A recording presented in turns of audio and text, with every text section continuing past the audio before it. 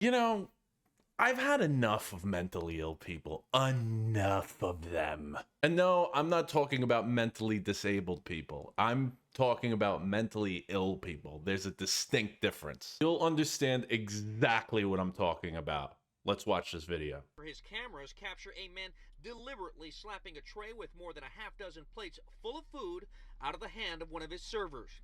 Watch as this man is exiting through a glass door, and just as that server walks by, he hits the edge of the tray, causing the food to crash to the floor.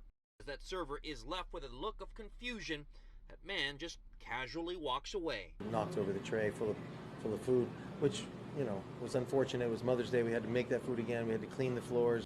Luis Garcia, owner of Garcia's Seafood Grill and Fish Market on the Miami River, told me while the video is shocking to watch, it's his general manager, he said, was first confronted by the man who walked right past a line of families with Mother's Day reservations. He literally walks up to one of our staff and kind of puts his chest in his, you know, which was uncalled for. Video from the restaurant patio shows what Garcia said is that man demanding to be seated.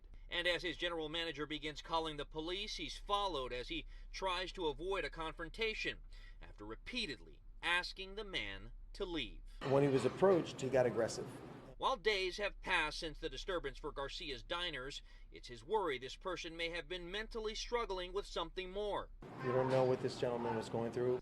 That said, it's the irrational and unpredictable actions that are concerning for the public.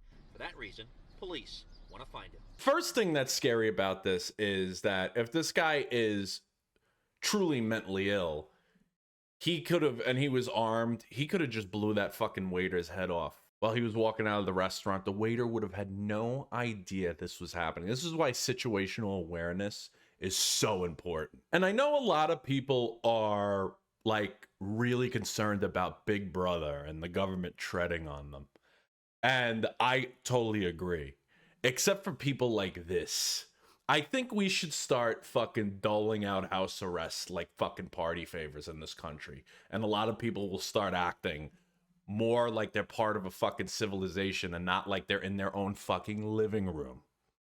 Because I don't know if there's an epidemic of this happening where people are entitled and they act shitty in public. They disturb other people. They don't give a fuck because they're selfish. I don't know if it's a new epidemic or just because everything's caught on video now. That's how it's always been. But we need to have a mechanism where people like this fat piece of shit is banned from public until you learn how to act.